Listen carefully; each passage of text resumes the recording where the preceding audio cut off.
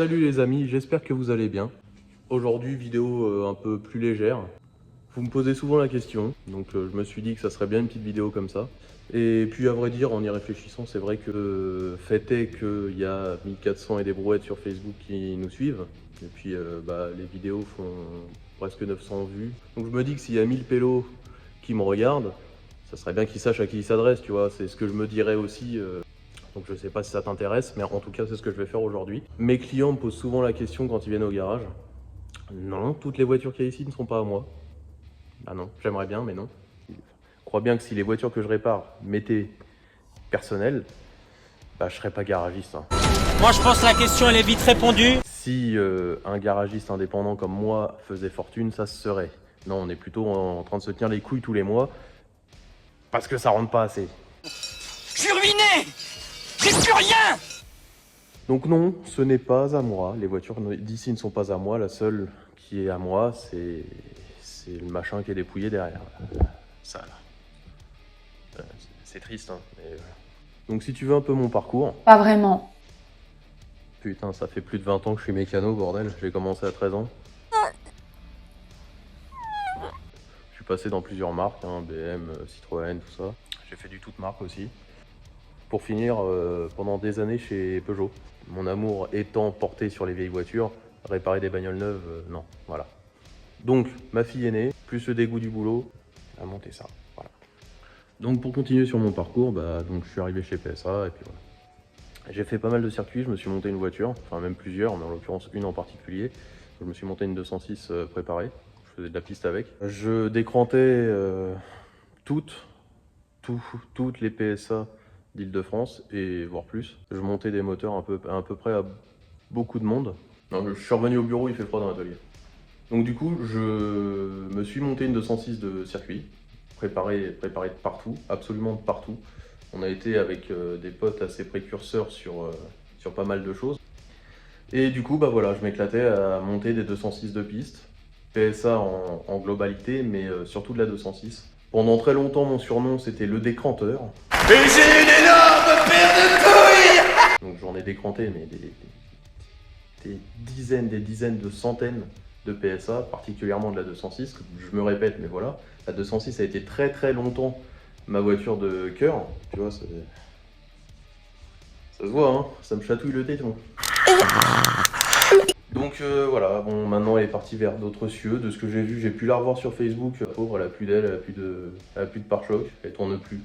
Je sais que beaucoup dans le monde de la 206 parlent pour rien. En l'occurrence, moi je sais ce que j'ai monté. En l'occurrence, ma 206, c'était, si je retrouve des photos, je te le mettrai à l'écran. C'était une 206 S16 de 2000, donc non mux, pour ceux qui s'y connaissent un peu. Si Anthony Perrier de PDLV passe dans le coin, il va comprendre. Identifie-le, si je retrouve des photos, ça lui fera le plaisir de voir une 206. Donc c'était une 206 S16 non mux de 2000. Donc toute d'origine, je l'ai acheté avec 90 000 bornes, à l'époque où c'était encore abordable, donc je l'ai payé 3000 balles avec 90 000 bornes. J'ai dû la garder 10 ans. 10 ans d'évolution sur cette 206. Et qui m'ont amené à, au final, faire confiance à une mauvaise personne pour la première carto que j'avais faite. Donc trop d'avance à l'allumage, point de chauffe sur les cylindres, amorce de serrage, enfin bon bref. Un mal pour un bien, je l'ai swappé en 206 RC. Alors vous me direz, c'est pas la voiture qui sort le plus de chevaux, mais au moins c'est plug and play. Donc j'ai refait toute la culasse, ça a été travaillé pendant des heures et des heures. Je lui ai monté un premier jeu d'arbre à cam. Donc au-delà, j'avais une boîte à air Krupa, j'avais un papillon que j'avais fait moi-même, j'avais une admission retaillée, j'avais fait du porting sur collecteur d'échappement, collecteur d'admission, j'avais fait la balle de golf sur la culasse, j'avais agrandi tous les conduits de culasse au maximum. Enfin, il y avait un nombre d'heures de préparation monumentale, que ce soit moteur, châssis. J'ai monté mes points de pivot type Peugeot Sport, type RPS si je ne me trompe pas. À l'arrière, j'avais au final, en dernier lieu, j'avais monté de la barre de RCC, j'avais monté du triangle rotulé, j'avais un monde. J'avais fait une préparation vraiment complète, que ce soit frein, châssis, moteur. Mon dernier moteur en date, en l'occurrence, je ne l'ai jamais roulé, malheureusement. Le RC sur son deuxième niveau, Si je me trompe pas, il sortait 185 chevaux, si je me trompe pas, ça je pourrais me tromper, 190 même. J'en suis pas sûr. Par contre, le dernier montage, je suis monté en maxi hydro, je suis même monté au-delà de ce que pouvaient recevoir les poussoirs hydrauliques. Et bah, elle sortait de 118 chevaux, voilà, 218 chevaux dans une caisse vidée à la tôle. On l'a passé à la balance avec un quart du plein, sans pilote, évidemment, parce que vu ma taille, forcément ça augmente. Elle faisait 930 kg, donc quasiment 220 chevaux en atmo dans 900 kg de tôle. Elle marchait vraiment très très bien. Ça ne laisse pas indifférent. Et puis bah, la vie faisant, comme dit, j'ai pris un boulot loin, j'ai eu ma fille, j'ai eu ma maison. Bah, la 206 a été parquée dans le jardin, elle ne bougeait plus. J'ai fait un dernier step-up de moteur, mais ça s'est arrêté là. Bah, qu'est-ce que j'ai eu d'autre? J'ai eu de la Honda Civic. J'ai eu une Honda Civic, ouais. J'ai fait pas mal de Honda aussi. Donc bah, ma Honda, c'était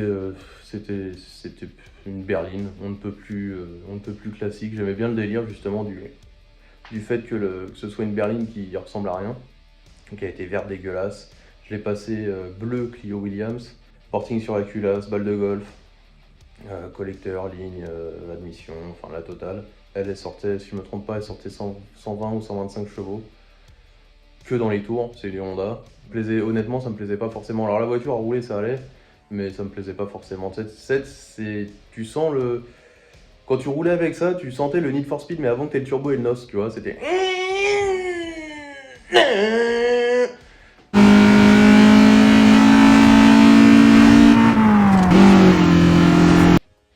Non, c'est...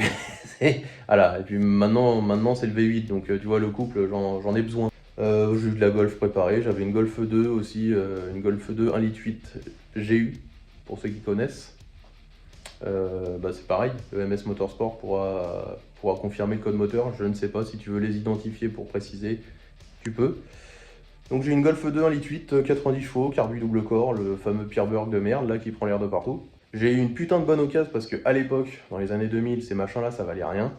J'en avais je ne sais combien à la casse et j'en ai trouvé une à la casse, équipée, broyée mais équipée. Donc je lui ai chopé un collecteur, c'était un collecteur d'échappement, je lui ai chopé une double admission avec 2 carbus, c'était mes débuts en mécanique. J'ai jamais réussi à la régler correctement, mais putain qu'est-ce qu'elle marchait quand elle voulait marcher. Par contre, plus alcoolique que moi. 80 à l'heure. D'ailleurs, entièrement d'origine, si ce n'est la finition, c'était une GLX, donc pare-choc G60, extension d'aile, tout ça, d'origine, évidemment. J'avais les 4 vitres électriques et le toit ouvrant électrique, incroyable, Golf 2. Bon, après, j'ai eu plein de trucs, 406 coupé V6, 406 coupé HDI, j'ai eu plein de choses. J'ai eu plein de voitures, mais pas forcément kiffantes, quoi. Donc là, bah, je vais t'emmener chez moi, parce que ici, il n'y en a qu'une. Je t'emmène chez moi, je te fais le tour de mes caisses. Oula que je suis un menteur. Elles sont pas toutes à la maison. Golf 3, 1,8 litre, injection, 90 chevaux. Donc si on y arrive, incroyable, compteur de GTI. Et volant de GTI si je ne me trompe pas. C'est une caisse que j'ai récupérée, qui est malade. Et si on la refait, ça sera la voiture de fonction de... Si on la refait, ça sera la voiture de fonction de Romain. Regarde comme c'est beau ça. Ciel de toit capitonné, superbe.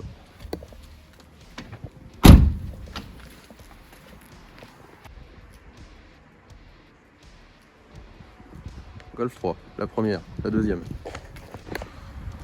Et là mon gars, attends-toi à la meilleure. La Xaraclette. La superbe Xaraclette. Toujours représenter le garage. Ça.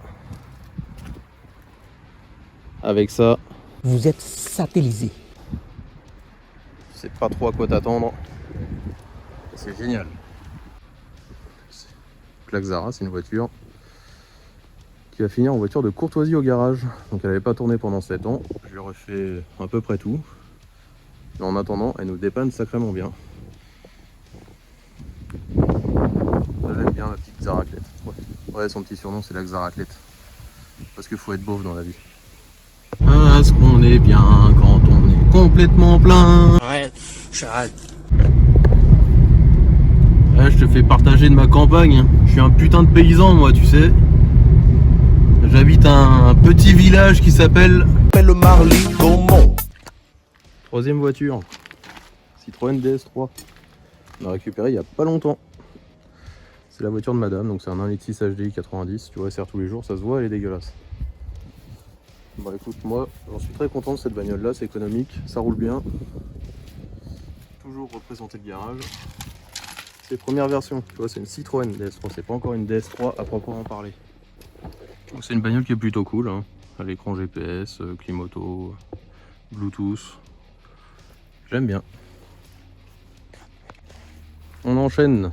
Chevrolet Silverado long bed, square body de 84. Si je me trompe pas, oui, il est de 84. Donc ça, je l'ai récupéré à l'ouverture du garage, en panne. C'est un V8 5 litres, 305. Putain, le carbu il fait tâche au milieu de tout ça, putain de bordel.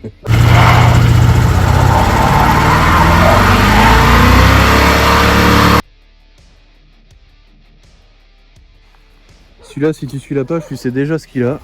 Donc là, tu vois, il me sert à transporter toutes mes merdes. Hein. C'est un Nissan D21 de 90.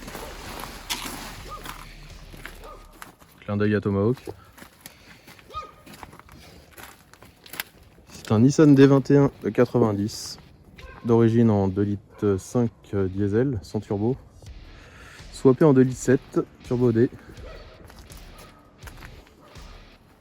Swappé en 2 litres 7 turbo D. Et avec la pompe et le turbo préparé. Ça marche plutôt pas trop mal.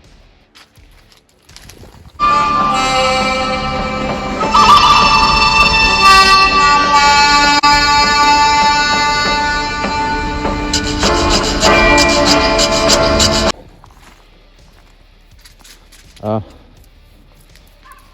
le Jeep Grand Cherokee Limited LX en cours aussi. Ils sont tous en cours, de toute façon, on cherche pas.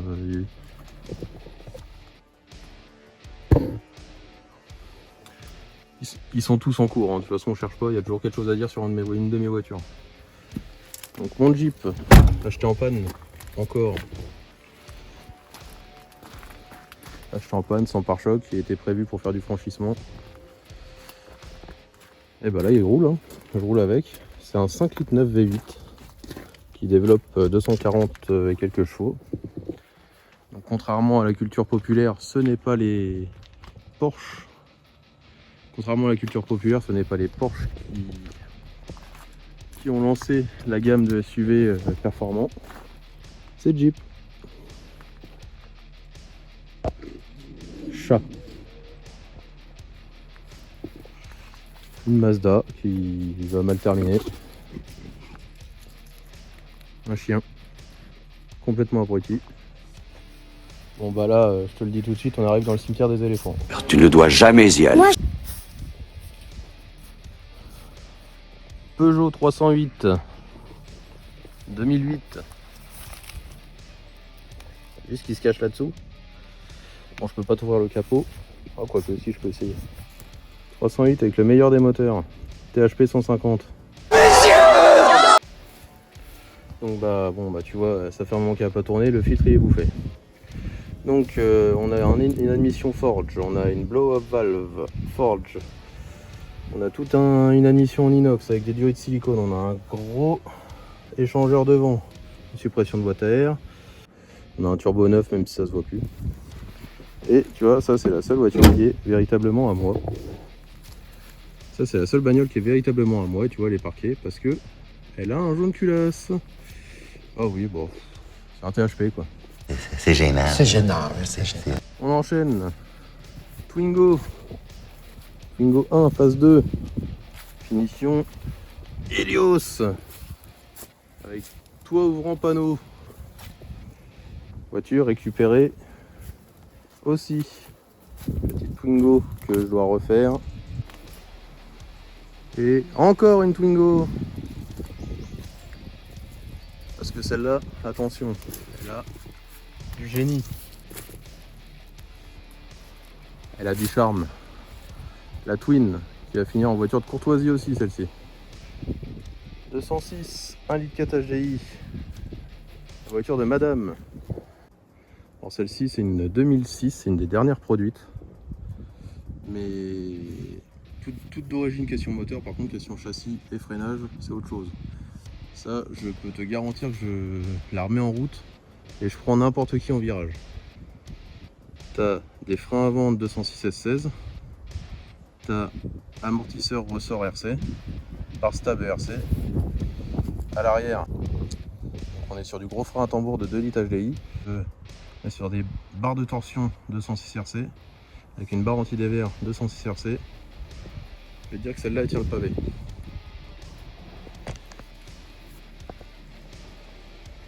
Chat. Je t'ai pas montré les autres personnes de la famille. Donc là je te présente Faisan. Faisan le borgne. Oui, il est borgne, il s'est battu avec un autre coq. Il est borgne. Là, on a Reine Noire qui est posé sur un phare de Terrano, qui a fait un œuf. Là, on a Coq Haïn, le coq Haïn. Derrière, on a son poussin. Là, on a la mauvaise. Et là, on a Bébé Poule, qui est plus très bébé, mais qui est même la plus vieille de nos poules. Alors, je crois que t'as la famille au grand complet, là. Hein. Et t'as le cabot. T'as le chalumeau. T'as le cabot. T'as le faisan. Très méchant ce chien, hein. Il passe ses journées avec les poules. Bon bah voilà, je t'ai fait le tour de ma concession automobile, chargée d'épaves et de voitures qui roulent pas. Qu'est-ce que t'as toi? Ouais, Maou, t'as raison, miaou. Miaou à toi aussi, chat. Voilà, je t'ai fait le tour de... J'allais dire concession, mais ça ressemblerait plus à une casse automobile. J'espère que cette petite vidéo légère t'aura plu. Vidéo mécanique, ça revient très vite. C'est que j'ai pas vraiment le temps. J'ai pas vraiment le temps de filmer quand je fais de la méca. En général, c'est urgent. Si ça te convient, lâche un petit pouce bleu, ça fait toujours plaisir. N'hésite pas à lâcher un commentaire, ça fait monter le référencement. Je t'invite à t'abonner, à liker, à partager, à faire tout ce que tu fais, le blabla habituel. Et puis bah, à la prochaine.